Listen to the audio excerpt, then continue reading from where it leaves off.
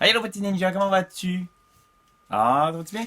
Hey, grâce au fait que Jojo Rabbit a été nominé aux Oscars, 6 nominations aux Oscars. Donc, Jojo Rabbit a eu sa vie au cinéma étendue. Fait que, écoute, j'ai eu la chance d'aller le voir parce que j'avais pas réussi à aller le voir l'année passée. Fait que là, j'ai réussi à aller le voir avec des gens.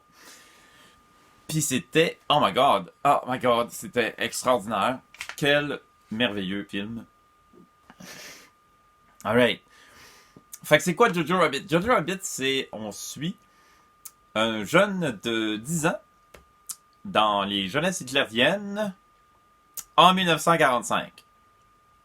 Attends, c'est important là. Le 1945 est important ici, je ne sais pas si vous savez ce qui est arrivé en 1945. Fait que vu que c'est difficile, vu que Jojo est quand même un petit peu frère, mais avec beaucoup d'imagination, il a un ami imaginaire qui l'aide à passer au travers les camps de la jeunesse hitlérienne. Et cet ami imaginaire, ben c'est Hitler. Mais une version cute et marrante d'Hitler telle qu'imaginée par un enfant de 10 ans qui comprend pas grand chose à la vie. Et God que Jojo va en apprendre rapidement sur la vie en un court laps de temps, parce qu'il va découvrir que sa mère, jouée par Scarlett Johansson, cache une jeune fille juive dans le grenier. Évidemment, le pauvre petit Jojo est comme un petit peu brainwashé et évidemment, il essaie de découvrir c'est quoi cette méchante juive, c'est quoi ses pouvoirs et ce genre de trucs.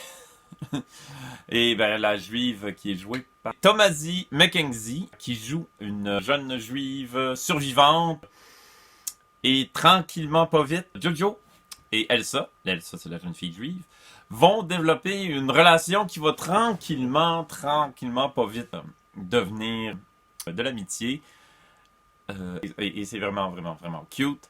Fait que c'est un film qui est par moments extrêmement lumineux, avec, je dirais, une filmographie vraiment magnifique, qui rappelle parfois les tableaux que Wes Anderson crée dans ses films, par moments. Quoique avec la petite touche particulière de Taika Waititi, qui a fait mon film préféré de Marvel, c'est-à-dire Thor Ragnarok, et qui est réalisateur, et aussi, c'est lui qui joue la version ami imaginaire de Hitler, qui est vraiment hilarante, même à la fin. Parce que c'est ça, le film est lumineux, les deux, Jojo va se rendre compte que finalement, la propagande que les juifs sont des espèces de monstres lecteurs de pensée, finalement c'est un peu de la bullshit, puis il va se rendre compte que ces illusions de la grandeur hitlérienne et de la grandeur du régime nazi vont tranquillement s'écrouler, alors que Berlin va s'écrouler littéralement autour de lui.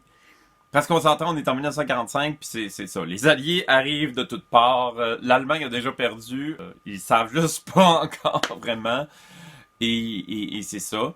Fait qu'il y a des moments extrêmement noirs, et à la fin, tu t'inquiètes vraiment pour plein de personnages, parce qu'il y a beaucoup de personnages qui vont rencontrer un destin funeste. On se le cachera pas, là. C'est la guerre.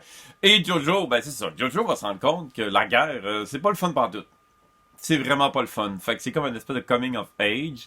Puis les circonstances vont faire que Jojo va devoir devenir un adulte beaucoup plus rapidement que prévu. Et c'est ça. Le jeune s'appelle Rowan Griffin Davis.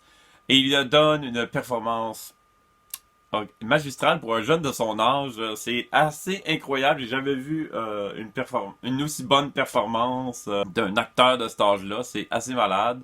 Mais je pense que la palme revient vraiment à Scarlett Johansson, qui joue la mère, et Thomasie McKenzie, qui joue Elsa. Elles sont absolument sublimes dans leur rôle perspectif. Scarlett Johansson rayonne d'optimisme face à l'adversité, face à ce qui se passe autour d'elle. C'est assez extraordinaire. C'est une performance extrêmement touchante de Scarlett Johansson. En tout cas. Fait que oui, avec JoJo's Bizarre Adventure, écoute, je sais pas avec la nomination combien de gaz ça va lui donner encore pour qu'il reste au cinéma pour je sais pas combien de temps. Écoute, si t'as pas eu la chance de le voir encore, vas-y. C'est un film absolument magique. Fait que oui, Jojo Rabbit, film de Taika Waititi, avec Taika Waititi qui joue une version absolument hilarante de Hitler. Je sais pas si on peut dire ça de même. Alright, hey, Bonne vie! Alright! Oui, oui, oui, oui, oui, oui.